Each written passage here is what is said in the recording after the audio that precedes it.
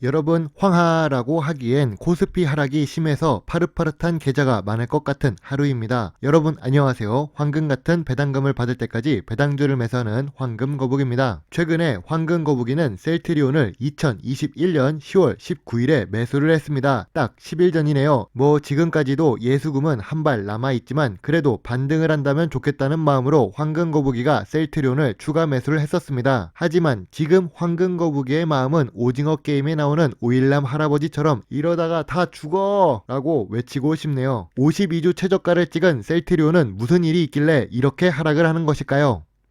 황금거북이는 그렇게 생각을 하고 있지는 않지만 셀트리온의 레키노나 이슈로 상승을 많이 했다고 생각하는 사람들이 많습니다. 틀린 말은 아니지만 길게 본다면 꼭 그것만은 아니라고 이야기하고 싶네요. 4차 산업시대에 제일 중요한 것은 바로 반도체 관련 사업입니다. 반도체로 인해 IT 기계가 점점 더 좋아질 것이고 사람들이 일하는 시간은 짧고 예전보다 더 오래 사는 것이 당연할 것입니다. 지금도 건강에 관심을 갖는 사람들이 많은 것처럼요. 그래서 4차 산업에는 반도체 산업도 유망하지만 제약바이오 산업도 함께 성장하게 되는 모습을 보이고 있습니다. 원래 존슨앤존슨이나 화이자 같은 회사들은 2020년 이전까지만 해도 경기 방어주 성격을 갖고 있었습니다. 안정적인 매출을 확보하면서 꾸준히 황금거북이가 좋아하는 배당금을 지급하는 회사였지만 전염병 이후 기업의 이미지가 변화했다고 할 수 있지요. 한국의 바이오 산업도 마찬가지입니다. 여러 회사들이 1만원짜리 제약바이오 회사가 10만원이 될 수도 있었지요. 하지만 황금거북이도 제약바이오 주식을 매수하면서 이전에는 광동제약이나 동아소시오홀딩스처럼 안정성이 높은 제약바이오 회사에 투자를 했었습니다. 그런데 투자 기준에 조금 맞지 않음에도 불구하고 셀트리온을 매수를 한 부분이 있습니다. 다시 본론으로 돌아와서 셀트리온이 시가총액 12자리를 내줬습니다. 한참 올라갈 때에는 시가총액 5위 안에도 들어갔었던 셀트리온인데 경구용 치료제 몰누피라비르 개발에 성공하면서 오늘 급락을 맞았습니다. 여기 뉴스에서는 레키로나가 매력이 떨어졌다고 하는데 셀트리온은 레키로나 한 제품만 제조하는 회사가 아닙니다. 그런데도 불구하고 이미지를 언론이 깎고 있죠. 심지어 2021년 매 분기마다 레키로나 매출이 반영되지도 않았었습니다. 아직 정식 승인이나 정식 수출을 하지 않았기 때문입니다. 아무래도 미제 4대주의와 같은 외국 제품이 최고라는 인식이 작용하는 것 같습니다. 여기서 더 나쁜 것은 바로 연기금이 매일 셀트리온 주식을 매도하고 있다는 점입니다. 연기금은 셀트리온을 순매도하고 있고 개인 투자자들은 매수로 돌아오지 않고 있기 때문에 아직은 하락을 더 할 수 있다고 봅니다. 다행스럽게도 황금거북이는 예수금이 아직 한 발 더 남아있기는 합니다. 계속 예수금 관리를 해야겠네요. 셀트리온 이야기만 하면 너무 슬퍼지고 같은 이야기의 반복이 많을 것 같아서 공부하는 마음으로 종목 분석을 하도록 하겠습니다. 여러분은 세이브존을 아시나요? 왠지 돈을 아낄 수 있을 것 같다는 생각이 드는 장소입니다. 하지만 방문하면 어느샌가 내 손에는 쇼핑 봉투가 들려있던 곳이기도 하죠. 세이브존 INC는 자산이 많은 회사이지만 시가총액이 낮은 소형 주식입니다. 시가총액이 1,300억이 되지 않고 코스피에서도 772위를 기록하고 있습니다. 거기다가 시장에 관심이 낮아서 거래량이 낮은 주식 중 하나입니다. 오늘은 세이브존 주식을 분석해 보겠습니다. 함께 가시죠. 주봉 차트를 보겠습니다. 두 개의 회사를 준비해 보았는데요. 왼쪽은 세이브존이고 오른쪽은 이마트입니다. 두 회사 모두 유통과 관련한 사업을 주로 하고 있는 주식이며 이마트 같은 경우 유통업계 1위를 기록하고 있는 상태입니다. 주봉 차트를 보면 두 회사가 비슷한 흐름으로 흘러가고 있음을 알 수 있습니다.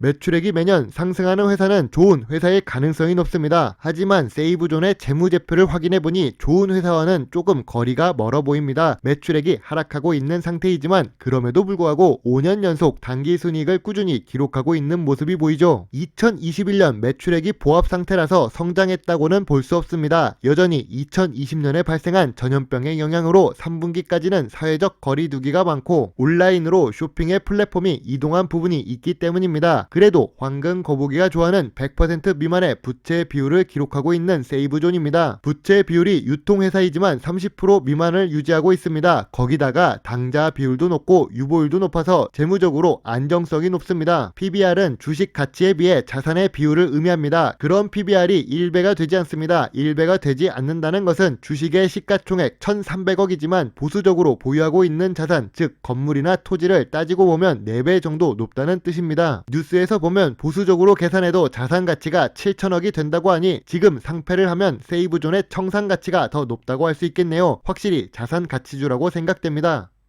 거기다가 배당금도 지급하는 회사입니다. 주가가 낮아서 배당금이 50원, 30원 수준이며 현금 배당 성향도 10% 수준이라 상당히 낮습니다. 버는 금액을 주주에게 잘 환원하는 회사는 아니라는 뜻입니다. 낮은 배당 성향으로 인해 시가 배당률도 5년 평균 1% 수준입니다. 은행 예금 이자보다 낮아서 오래 보유한다고 해도 은행보다 매력적인 회사는 아니라고 생각되죠. 그래도 10년 연속 배당을 하고 있어서 내년에도 배당을 받을 수 있겠다라는 기대를 해볼 수 있는 주식입니다.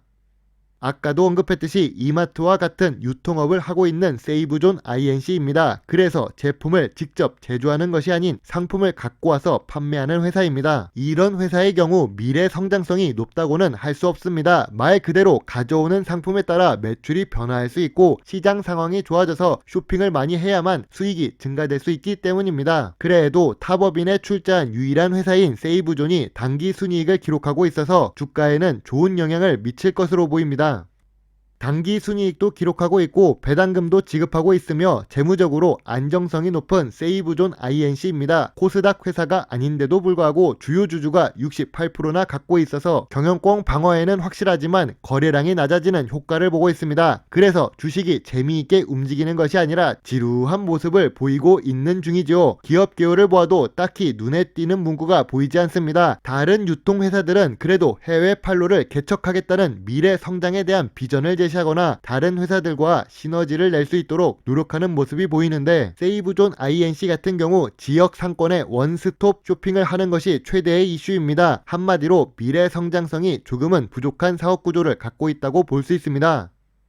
세이브존을 황금 거북이가 매수한다면 얼마에 매수를 할까요? 미래 성장성이 조금 낮아서 확실하게 안전한 구간이 아니라면 큰 매력이 있는 투자가 되지 않는다고 생각하는 황금 거북이입니다. 그래도 매수를 한다면 전염병이 발생하기 이전의 주가 수준에서 매수를 하는 것이 더 좋은 투자가 될 수 있다고 생각하지요. 참고로 2019년과 2020년 2월까지의 평균 주가는 3,600원부터 2,800원 수준입니다. 그래서 황금 거북이라면 1차 지지선 2,900원, 2차 지지선 2,600원을 생각하고 있습니다. 고점 대비 28% 하락하기는 했지만 현재 코스피 상황이 좋은 것은 아니고 지수가 단기 급락을 한 이후에 지루하게 횡보하는 모습을 보이고 있는 상태라 여전히 예수금 관리가 필요하다고 생각됩니다. 현재 주가가 이동평균선 121선과 200일선 아래라고 해도 아무리 재무 안정성이 높다고 해도 신중하게 투자하는 것이 더 좋아 보입니다.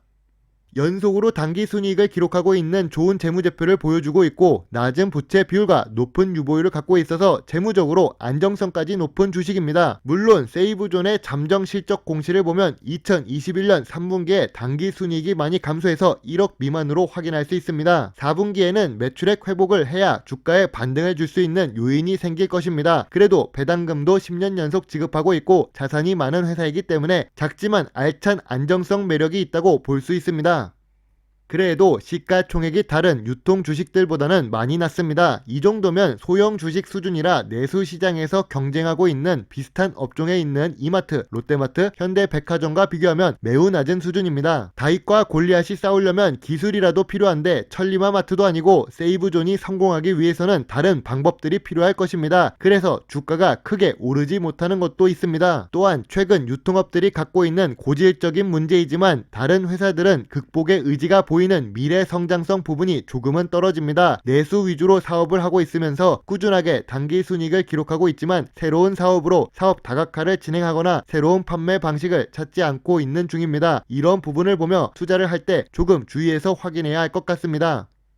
재무제표도 좋고 주식 차트도 좋고 배당도 받을 수 있어서 다 좋아 보이지만 미래 성장성이 결국 없다면 항상 그 자리에만 머물게 될 수 있지요. 더 미래에는 생존 여부와도 관계가 깊을 것입니다. 아이스박스 회사가 냉장고 회사에 밀리고 마차 회사가 포드 자동차에 밀리고 최근 사례를 본다면 노키아가 애플과 삼성에게 밀릴 줄 누가 알았겠습니까? 예전에 황금 거북이는 주식을 매수할 때 항상 안정성만 보고 투자를 했었습니다. 덕분에 손해는 보지 않아도 큰 수익은 낼 수 없었던 부분이 많았지요. 그래서 제약바이오까지 투자를 하게 된 황금거북입니다. 저 역시 투자를 하면서 계속 공부를 하고 있지만 주식은 어려운 부분이 많습니다. 아무튼 세이브존 INC 주식에 대해서는 매수를 조금만 기다렸다 하는 의견을 제시합니다. 전염병 이전의 주가 수준으로 내려간 다음에 투자를 하는 것이 좋다고 생각합니다. 물론 투자의 책임은 매수, 매도 단추를 누른 본인에게 있다는 것을 잊지 말아주세요. 오늘도 황금거북이와 함께 황금 같은 배당주를 찾는 영상을 끝까지 시청해 주셔서 감사합니다. 다음에는 오늘보다 더 좋은 영상을 만들도록 노력하겠습니다. 궁금한 내용이 있다면 오픈 채팅방이나 답글을 이용해 주시고 멤버십 서비스에 가입해 주시면 너무너무 감사드립니다. 좋은 주말 보내세요. 황금거북입니다.